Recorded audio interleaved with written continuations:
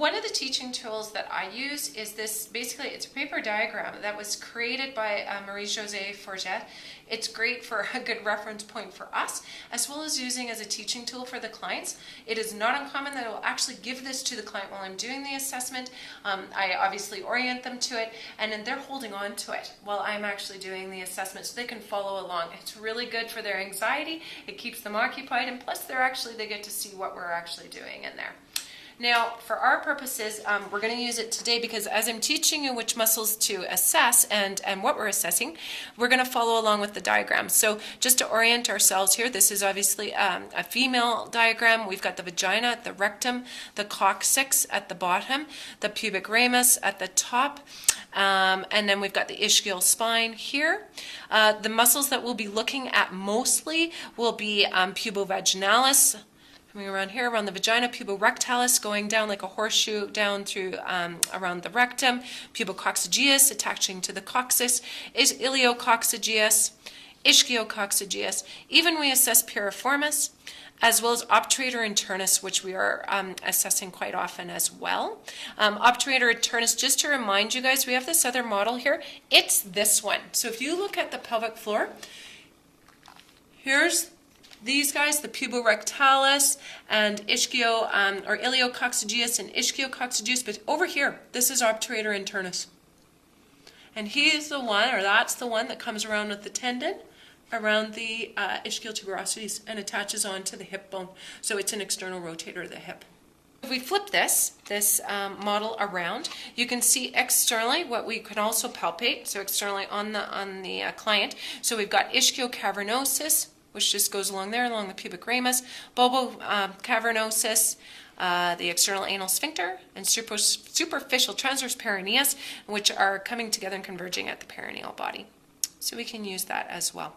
So we'll be using this while we do the examination. While I'm demonstrating on the model, we'll be going back and forth between this and this model, showing you kind of what position my fingers are in, and then most likely, whether you're at the first or second or third knuckle, which muscles and what angle you're at to palpate different ones internally.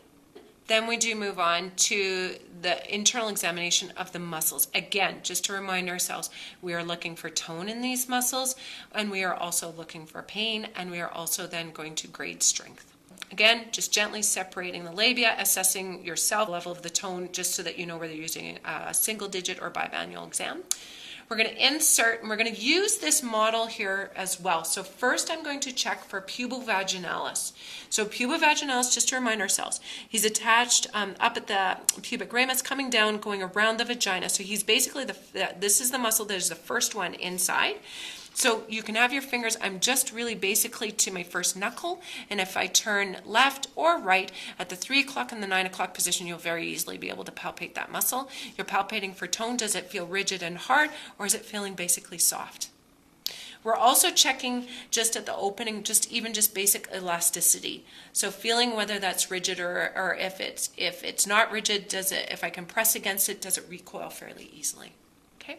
The next one there, if we just move systematically through as we insert, the next one's going to be puborectalis, coming around and going around, again inserting anterior, or the pubic ramus, coming around and inserting again at the top, going around the rectum. So again, I can really just come in, but I'm going up here because I'm coming in vaginally, going laterally, and again, I'm really at that second knuckle. Really hard to tell whether I'm actually on pubovaginalis or rectalis, but I'm right there, and again, just assessing for tone. At this point, it's more important that we're feeling whether it feels hypertonic or not.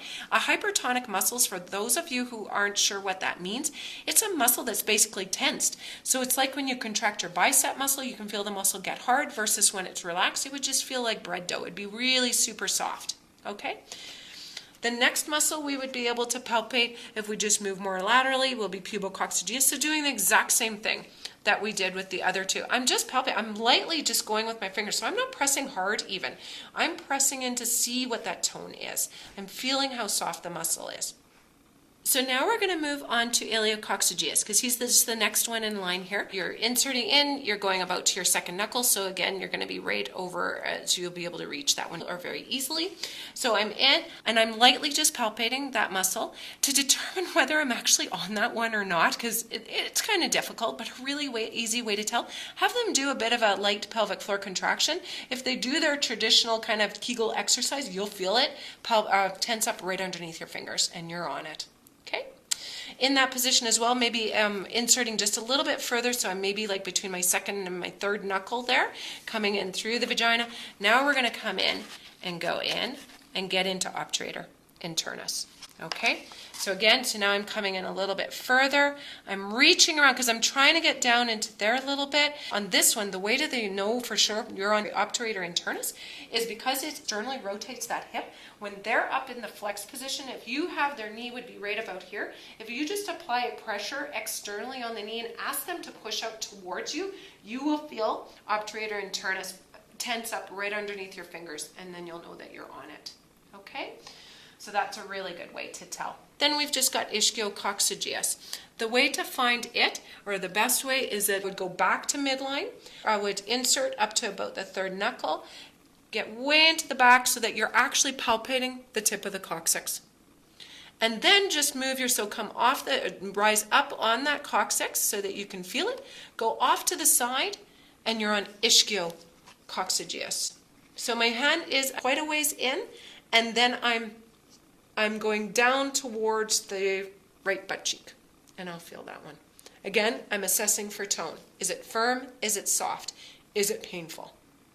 Okay, we would do all of those, just warning the patient first that we're going to turn our fingers, and then doing the same thing on the opposite side as well, going through all of those muscles. Okay, if you want to assess strength, you just ask the patient to do a pelvic floor contraction. If they're not sure, then maybe you can cue them by saying something like, if you zip closed and then zip up, that often lets people know what they need to do. And at the same time, you're feeling with your fingers to be able to assess that grade from 0 to 5. 0 being no palpable contraction at all, and grade 5 out of 5 is full strength.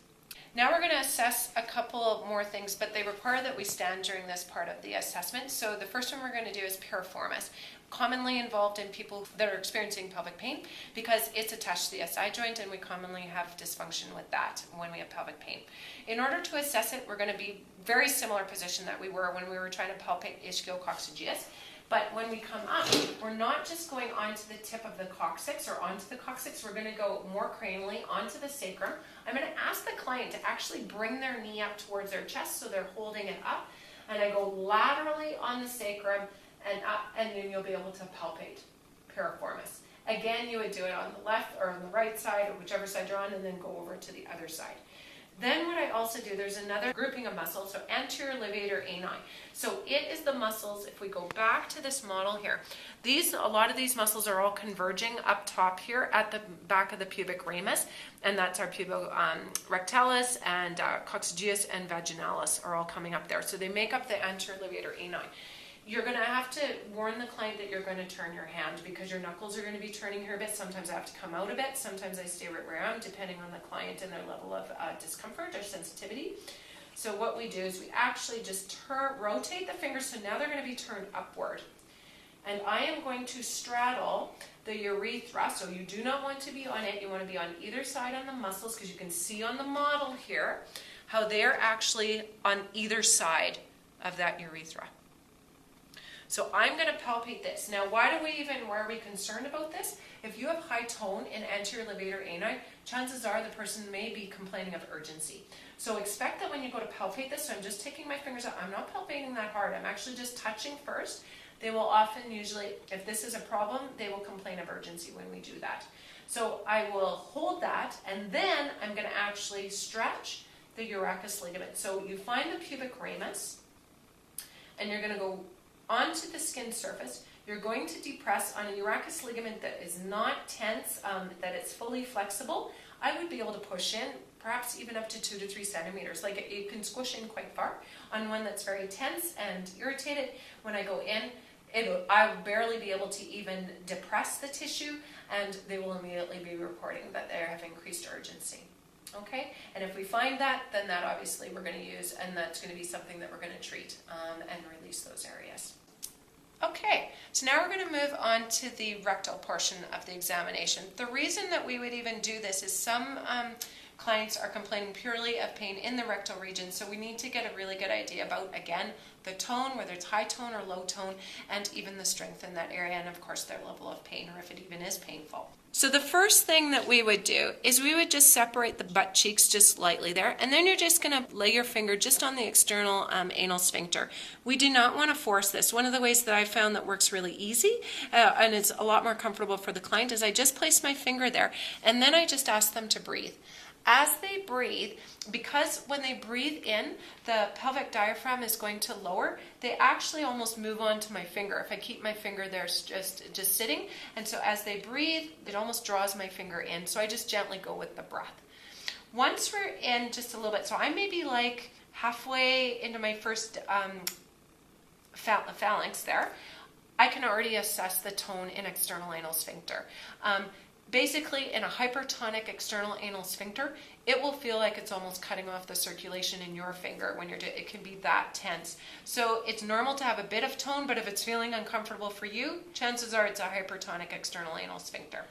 So we insert a little bit further, and you'll have to go to your first knuckle, and then you'll be able to move your finger, and you would actually be on puborectalis.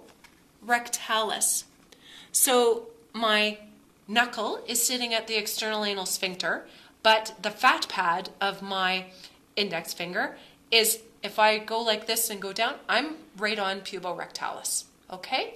Now, you can assess tone that way, so feel whether it feels firm, whether it feels soft. If you wanted to, you could assess their strength and have them do a bit of contraction. Feel if you can feel them lift up against your finger. But an even better, or another thing to assess, we're going to insert a little bit further again, and we're actually going to assess the anorectal angle. So you come in, your finger is going to be following the rectum, and you're assessing for the angle there. If you have a hypertonic puborectalis, so this muscle, and if it is pulling up then on that rectum, if it's hypertonic, your angle will usually be less than 90 degrees. A normal tone is usually your finger will sit at 90, so you can get an assessment of tone without actually necessarily feeling the muscle, just assessing that angle. In that position as well, you can assess the same muscles that you assessed vaginally. We can do ischiococcygeus, again, easily by inserting a little bit further, being able to palpate the end of the coccyx, getting onto the body of that coccyx, moving laterally to do your ischiococcygeus, and coming back a little bit to the tip of the coccyx and being able to assess pubococcygeus, palpating it for any tone, abnormal tone, as well as pain. And if you want to assess each muscle individually, you can have them contract and just be palpating. Not that they can activate the muscles separately, but by you palpating the muscles, you would be able to tell which ones are activating and which ones aren't, and assess their strength individually.